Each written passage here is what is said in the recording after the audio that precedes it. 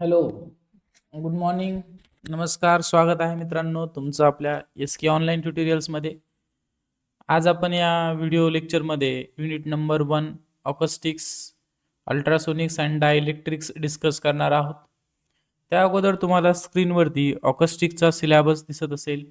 Okay, ऑकस्टिक्समध्ये आपण खालील point बघणार आहोत, जसे की इंट्रोडक्शन, त्यानंतर रिफ्लेक्शन ऑफ साऊंड, त्याच्यामध्ये रिव्हर्बरेशन आणि इको, त्यानंतर आपण ॲब्झॉर्प्शन कोइफिशियंट सुद्धा डिस्कस करणार आहोत.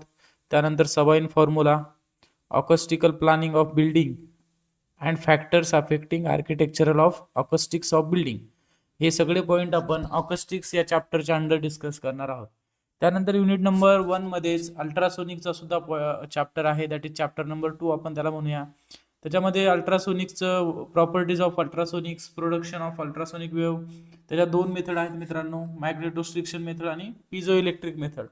या दोन्ही मेथड आपण त्याचं कन्स्ट्रक्शन, वर्किंग आणि ॲप्लिकेशन सगळं डिस्कस करणार आहोत. त्यानंतर ॲप्लिकेशन ऑफ अल्ट्रासोनिक आणि युनिट नंबर 1 मध्येच जो लास्ट चॅप्टर आहे that is unit chapter number 3, तो आहे डायइलेक्ट्रिक्स.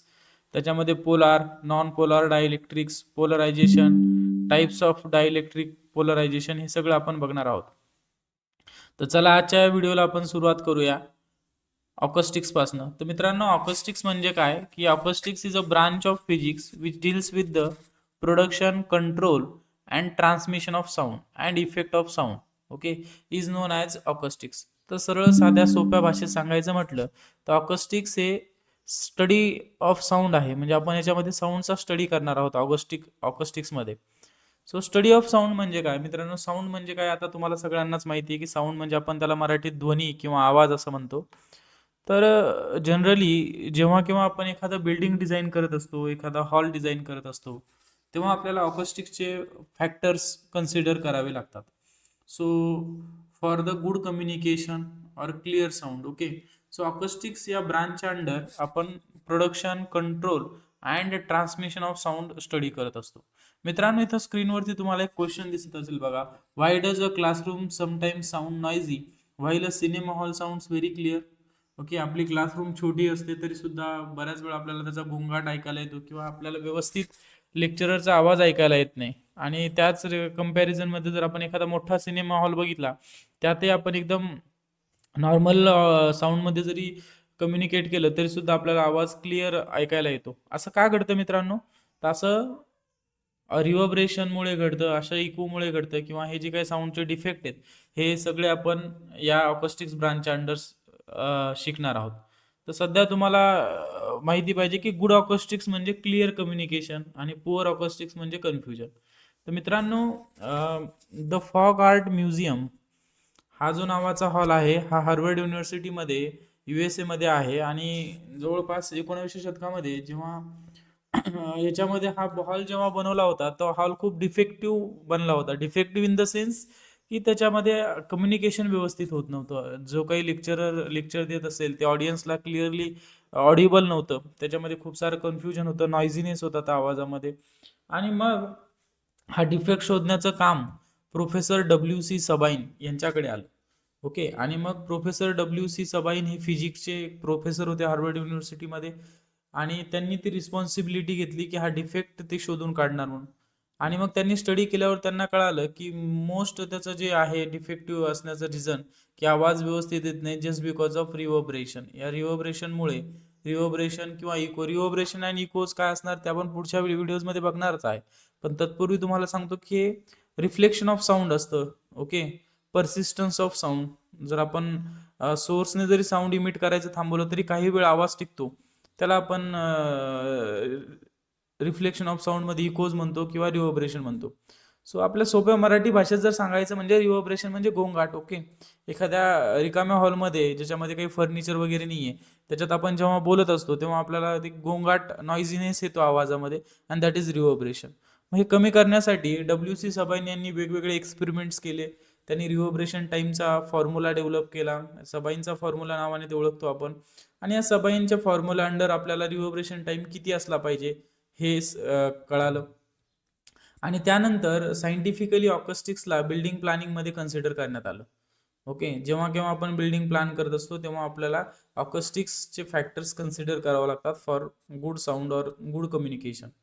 सो जसं की मी तुम्हाला सांगितलं, acoustics is a branch of engineering physics which deals with the study of sound. Yes, त्याच्यामध्ये आपल्याला साऊंडचा स्टडी करायचा आहे मित्रांनो. सगळ्यात अगोदर आपण साऊंड म्हणजे काय असतं हे सायंटिफिकली जाणून घेऊया. Sound is a form of energy produces due to the vibration of object. Okay, जेव्हा दोन ऑब्जेक्टच्या मध्ये व्हायब्रेशन्स होतात तेव्हा आपल्याला माहिती आहे की साऊंड प्रोड्यूस होत असतो. Sound travel in the form of longitudinal wave and requires material medium for its propagation. आता हा पॉईंट खूप महत्वाचा आहे मित्रांनो. Sound year travels in the form of longitudinal waves. तर साऊंड वेव्हच्या फॉर्ममध्ये ट्रॅव्हल होत असतो आणि आपल्याला माहिती आहे दोन प्रकारच्या वेव्ज असतात आपल्याकडे, एक लॉन्जिट्युडनल वेव्ह आणि दुसरी ट्रान्सवर्स वेव्ह. तर साऊंड हे लॉन्जिट्युडनल वेव्हच्या फॉर्ममध्ये ट्रॅव्हल करतात आणि त्याला ट्रॅव्हल करण्यासाठी काहीतरी मटेरियल मीडियमची आवश्यकता असते. Without material medium sound can not travel. Okay, हा खूप महत्वाचा पॉईंट आहे मित्रांनो. मटेरियल मीडियम म्हणजे काय, की साऊंडला ट्रॅव्हल करण्यासाठी काहीतरी सॉलिड, लिक्विड किंवा गॅस मीडियम पाहिजे. Okay, without medium sound can not propagate और कॅन नॉट ट्रॅव्हल. ओके, आता जो काही तुम्हाला आवाज येत असेल तो थ्रू याच्यामध्ये मीडियम कोणता आहे, की इयर हे मीडियम आहे. आता जर आपण साऊंडचा स्पीड बघितला, the average sound travel in the year at ordinary temperature and pressure condition. Ordinary temperature आणि प्रेशर कंडिशन म्हणजे नॉर्मल टेम्परेचर आणि प्रेशरला जर एक ॲव्हरेज साऊंडचा स्पीड आपण बघितला तर तो आहे मित्रांनो 340 metre per second. That is 340 metre per second. आता मित्रांनो मला सांगा तुम्ही की स्पीड ऑफ लाईट किती आहे. जर ॲव्हरेज साऊंडचा स्पीड हा असेल की 340 मीटर पर सेकंद, या वेगाने जर साऊंड ट्रॅव्हल करत असेल तर लाईटचा स्पीड आपल्याला माहितीच आहे 3 × 10⁸ मीटर पर सेकंद. एवढ्या स्पीडने लाईट ट्रॅव्हल करत असते. ओके, आणि हा जो स्पीड आहे तो साऊंडचा आहे. त्याच्यामध्ये तुम्ही बघू शकता की खूप जास्त डिफरन्स आहे. 340 मीटर पर सेकंद कुठे आणि 3 × 10⁸ मीटर पर सेकंद कुठे. त्यामुळेच मित्रांनो आकाशामध्ये एखाद्या वेळेस जर वीज कडाडली, ओके, तर काय होतं की आपल्याला वीज अगोदर दिसते आणि आवाज थोड्या वेळाने ऐकायला येतो. असं का घडतं? Just because of speed of light is much much greater than the speed of sound. Okay, लाईटची स्पीड ही साऊंडच्या स्पीडपेक्षा खूप जास्त आहे. त्याच्यामुळे अगोदर आपल्याला दिसायला येतं वीज कडाडलेली आणि थोड्या वेळाने आपल्याला त्याचा आवाज येतो. हां, just because of the speed difference. ठीक आहे. सो आय होप तुम्हाला साऊंड काय असतो कळाला असेल. त्यानंतर काही फिजिकल प्रॉपर्टीज आहेत ज्या आपल्याला या चॅप्टरमध्ये लागणार आहेत. फिजिकल प्रॉपर्टीज ऑफ साऊंड हे आपण इथे डिस्कस करूया. ओके, साऊंडचं आपल्याला माहिती आहे की वेव्हच्या फॉर्ममध्ये ट्रॅव्हल करते. त्याच्यामध्ये वेव्हलेंथ कशाला म्हणतो आपण? ओके, वेव्हलेंथ जनरली लॅम्बडा या लेटरने डिनोट केलं जाते. त्याची असा युनिट मीटर आहे आणि it is the distance between two conjugative points on the wave which are in the same phase. बरोबर की नाही? दोन क्रस्ट टू क्रस्ट मधलं डिफरन्स किंवा ट्रफ टू ट्रफ मधलं डिस्टन्स म्हणजे आपल्याला माहिती आहे वेव्हलेंथ. That is lambda. त्यानंतर नेक्स्ट प्रॉपर्टी आहे ॲम्प्लिट्यूड. ओके, ॲम्प्लिट्यूड म्हणजे काय? It is maximum distance on either side of wave. हे बघा इथे डेफिनेशन दिलेली आहे. The magnitude of disturbance, disturbance म्हणजे wave in a medium on either side of the mean value is called as amplitude. That is in short आपण म्हणू शकतो maximum displacement of wave. त्यानंतर मित्रांनो time period. Okay, time period एका वेव्हला complete करण्यासाठी लागलेला. The time taken by two conjugative compression and rarefaction to cross a fix point is called as time period. So compression आणि rarefaction म्हणजे काय? या वेव्हमध्ये जर जे पार्ट आहेत अप्पर पार्ट आणि लोअर पार्ट ज्याला क्रेस्ट ऑफ म्हणतो त्याला आपण कॉम्प्रेशन, रिअर फ्रॅक्शन. अशा साऊंड वेव्ह जर असतील, तुम्ही जर तुमच्या मोबाईलमध्ये कधी रेकॉर्डर लावलं तर तुम्हाला ते या वेव्हच्या फॉर्ममध्ये रेकॉर्ड होताना दिसतील. दॅट इज कॉम्प्रेशन आणि रिअर फ्रॅक्शन्स तुम्हाला तिथे दिसतील. नेक्स्ट प्रॉपर्टी आहे फ्रिक्वेन्सी. आता ही प्रॉपर्टी आपल्याला खूप लागणार आहे.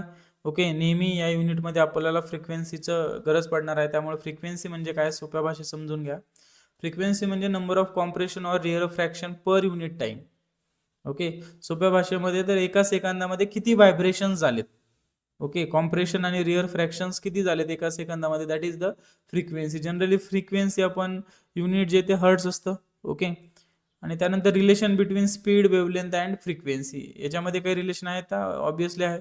आपल्याला स्पीडचा फॉर्म्युला माहिती आहे की डिस्टन्स अपॉन टाइम, आणि डिस्टन्स आपण जनरली कशाने मेजर करत असतो? वेव्हलेंथने. दॅट इज लॅम्बडा 1/t म्हणजे frequency.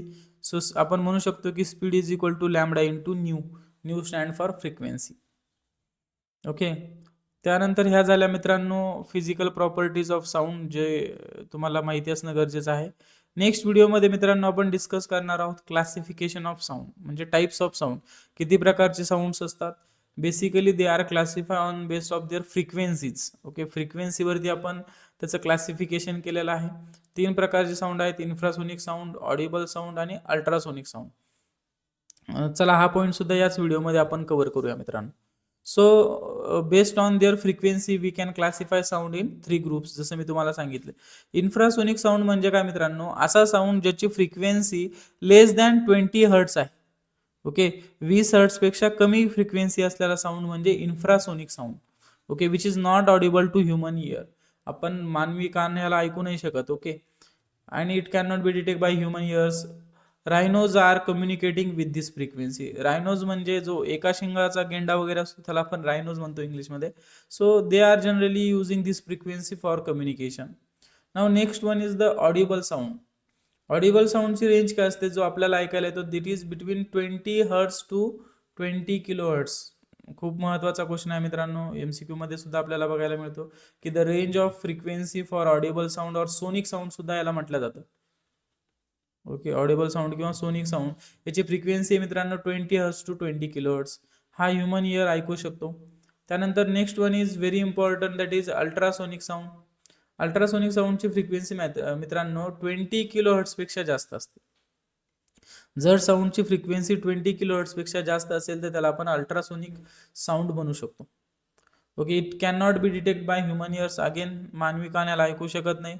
Dolphins uses this sound to find the path. Okay, bat can hear this. Okay, जे वटवाघळ वगैरे आपण म्हणतो ते या साऊंडच्या मदतीने रात्री ट्रॅव्हल करत असतात. आपण म्हणतो ना त्यांना रात्री दिसतं, ऍक्च्युली त्यांना दिसत नसतं. तो अल्ट्रासोनिक साऊंड ते प्रोड्यूस करतात, त्याची फ्रिक्वेन्सी खूप जास्त असते आणि त्यांनी जर ही फ्रिक्वेन्सी जनरेट केली तर ते एखादा ऑब्स्टॅकल असेल त्यांच्या वाटेमध्ये तर ते तिथे जाऊन रिफ्लेक्ट इन्सिडंट होतं आणि ते रिफ्लेक्ट होतं आणि त्यांना कळतं की इथे काहीतरी ऑब्स्टॅकल आहे. मग ते त्यांचा पाथ चेंज करतात. अशा प्रकारे बॅट्स सुद्धा या साऊंडच्या मदतीने ट्रॅव्हल करू शकतात. त्यानंतर डेप्थ ऑफ सीची जर डेप्थ असेल ती सुद्धा आपण या अल्ट्रासोनिक साऊंडच्या मदतीने यूज करू शकतो. जे बरेचसे मेडिकल सुद्धा ऍप्लिकेशन्स आपल्याला बघायला मिळतात. ओके, इथे एक चार्ट दिलेला आहे, याच्यामध्ये तुम्ही बघू शकता less than 20 hertz infrasonic sound.